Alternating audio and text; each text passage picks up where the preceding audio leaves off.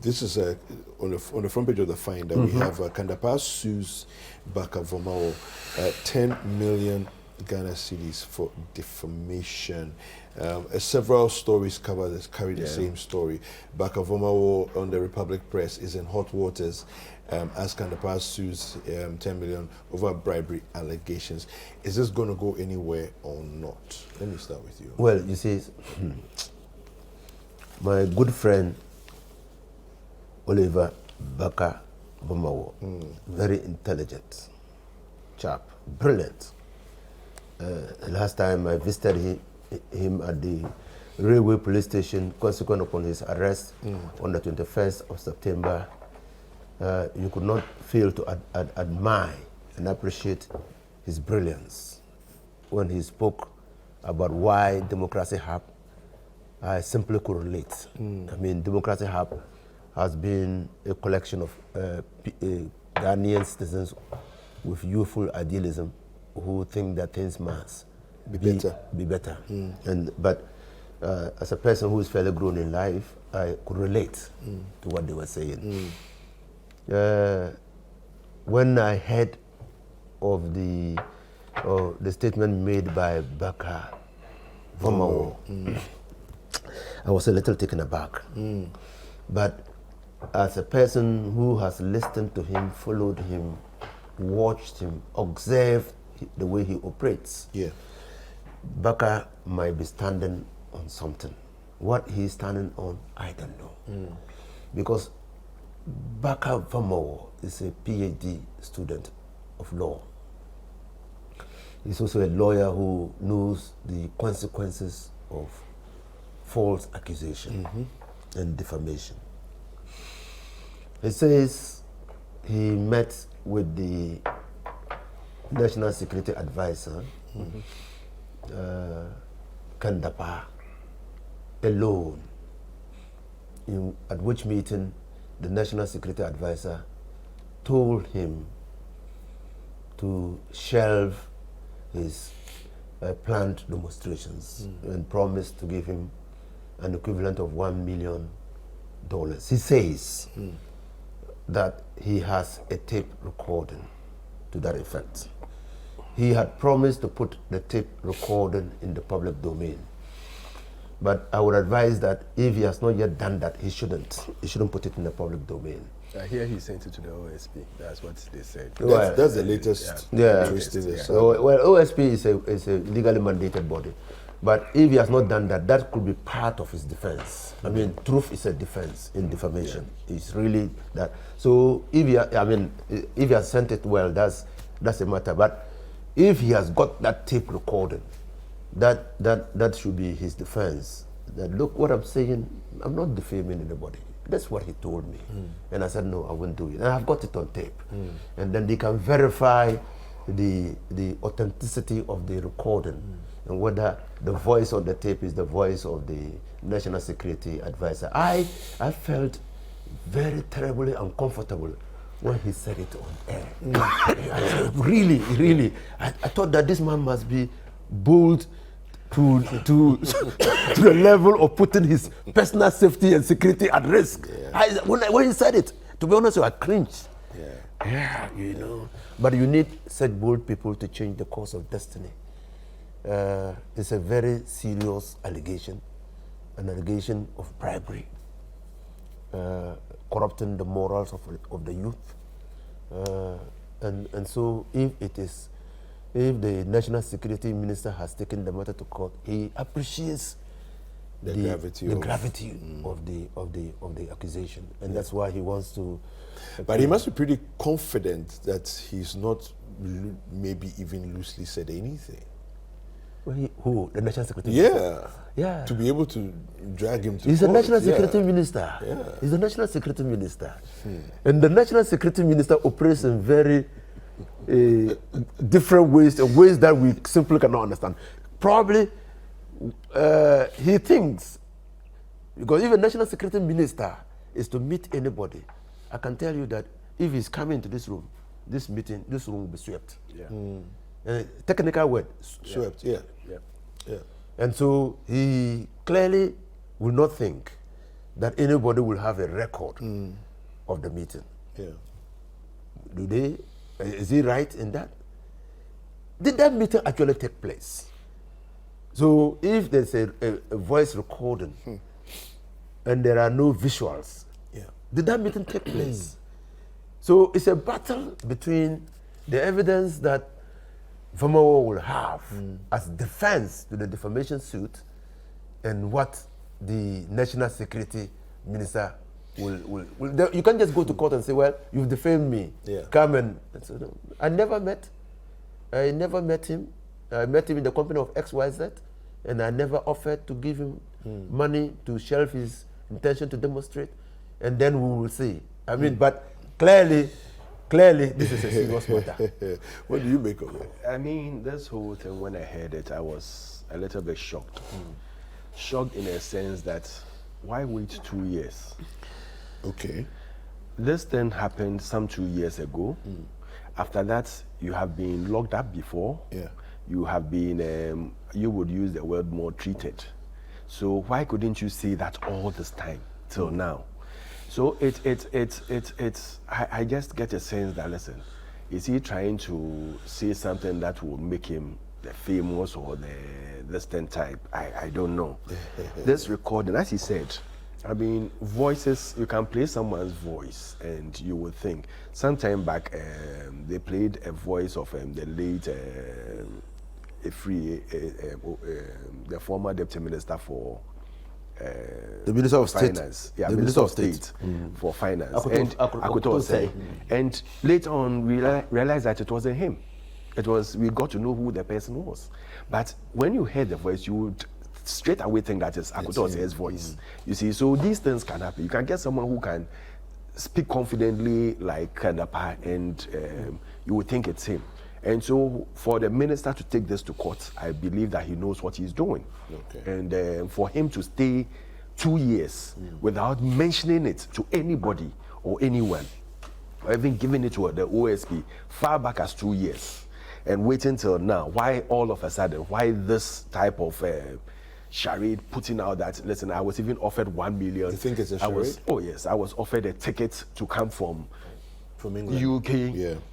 I was even being given a job to do, you know, just to shelve all these things. Yeah. I mean, come on. Even if don't buy it. Yeah. I'm going to do such a thing, I'll be careful where and when I speak to you. Okay. But you're a banker. I said, even me. Bankers are not very prudent. Yeah. Risk averse. Risk averse.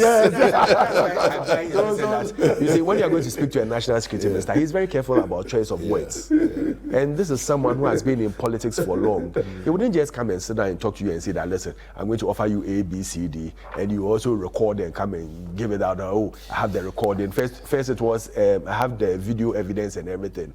Then now it came to, I have the voice recording. And now this morning I'm hearing that they said he's giving the voice recording to the OSP to authenticate the voice of the minister. So if the OSP comes out to say that, okay, that isn't the voice of the minister because we send it to the police, CID and everything, and they've checked the voice and they said this is not the voice of the minister, then what happens? You know, he was doing something good. He was promoting himself and the youth that for this fight that he's putting up. Good work that he was doing. I mean, in every government, you want to see some people challenging it a bit, and it's a sign of letting the government sit up and do what they have to do for the people, and also respond to it. In the first place, I told myself, after all this 3 days of what do you call it? Protest. Seriously speaking, I didn't see anything that they were asking the government to respond to. Yeah, but that is a serious worry for me. No, but Mr. Thompson, I think that it's rather obvious to watchers, you know, wherever. I mean, it doesn't have to even be in Ghana, but internationally. I mean, because I was on radio this morning in Lusaka. I got called, you know, to make comments on the demonstration that had happened. So people are watching from everywhere. And I just think that, you know, the petition, the issue of presenting a petition, the petition is in the protest. You see it on placards. You see it in the commentary, you hear it.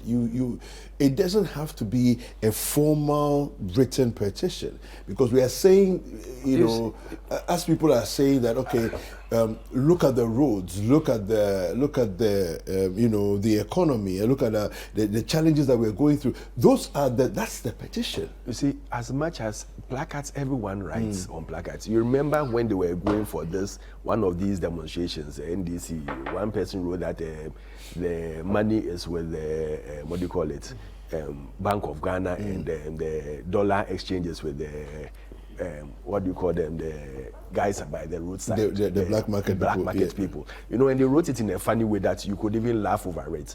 But the truth is that at the end of it all, you want government to answer to certain things. So yes, all these things, all these placards will be there. People write so many things. But at least give government some understanding that, listen, I need you to tell Ghanaians what you've done so far on A, B, and C. We've seen the rains that came in the last 2 or 3 days ago. Even my room got flooded. If you've done anything there, the roads that have been done, when the rains come and they are taking off the road, they'll take it off. Look at the bridge that got off in Wale. Council from please, I'll let you wrap up. You finish and then he will wrap up. So when we are doing things, we do it in a way that now you hold people accountable. 2 wrongs don't make a right. If, yes, you want government to answer to certain queries, give them the queries to answer to it. Now you finish the demonstration. It's done. All you want to do is, let's do more demonstrations for people to see that we are not in tune with the government, or the government is not in tune with the citizens. Then what happens? But when you give them these questions for them to answer, at the end of it, they will come out and tell you that, okay, I did A to Z. We've done roads more than NDC has done roads in this country. When you put the roads that we've done as a government within the last even 5 years, it's huge. But okay. You go around, I see some. When I traveled through the central region, when I wanted to become the chairman, and I saw the road from what do you call it, Chifropraso to Denchira, I was shocked. I was amazed. I said, wow. And we've done all this thing and we are sitting down. You see, so the roads are being done. But it's not everywhere that you can finish. If they had done as much roads as we are doing, I mean, by now the country would have been okay. But we all trying our best to put things together. A couple of minutes to wrap up. First of all, I totally agree with you, Koko. That it's only a fool who waits to be informed that the mother is dead. When he gets into the room and sees the mother lying down, motionless. When the youth go onto the streets, they go because there are issues with governance. They see some debilitating incompetence. They see some level of uselessness of the government. They see rising unemployment. They see dissipation of resources. They are afraid for their future because their government is contracting a lot of loans. And the people who are the actors in that government might not be around to repay the loans. So clearly, there is some intergenerational responsibility being placed on them. And so there is an invidious responsibility placed on those in office now to account for how the loans are being used. Because they will pay. You will respond to everything. Everything. We have a few seconds to go. So you need to understand. We have only a few seconds. If you want to respond to me, you have to organize a debate. Yeah. Yes. Actually, you have to organize a debate. No, you have to organize a debate. Because you see, if you fail to understand that when your mother is lying down motionless, it means he's lost his life or her life. And that somebody must come and tell you that motionless woman who is lying down is dead, then probably you are not thinking the right way. We have a country that 7 years ago had a total debt of 120 billion. That debt, let's put it in dollars. That debt has skyrocketed. We are Ghanaians. That debt has skyrocketed to about 600 billion. Yeah. You say that the youth have no right to ask leadership what this money has been used for. You find the Bank of Ghana, they, by simply taking decisions, policy decisions, monetary policy decisions, have put 850,000 people who were not poor back into poverty because of the inflationary trends that characterize. You say they shouldn't. You said they shouldn't raise those issues. Thank you very much. So let me. You say no. We ran out of time. Just 2 seconds. Okay, 2 seconds. 2 seconds. One, I can respond to him. 2. You see, I asked him. I intentionally asked him that let's quote these amounts in dollars. When President Kufuor left office and you took over, the total debt you put in our books was $21 billion. Okay. President Akufo-Addo comes in to date, he's putting $13 billion. And you are complaining that we have added more debts into our books. He knows how to say it. Okay. That's why he didn't want us to go that time. But says, let's go and see. Thank you very much. There's been a devaluation. Okay, all right. Okay. You can organize your debate. As a banker, expected him to understand more. Yeah, no, it's okay. Please, we have to wrap up. $1 billion. All right. I want to say a big thank you very much to Alfred Thompson, who's a member of the MPP, as well as Idrissa Fuseni, who's a member of the NDC and former MP for Tamale Central. Thank you very much, gentlemen, for joining me. Thank you for watching this segment.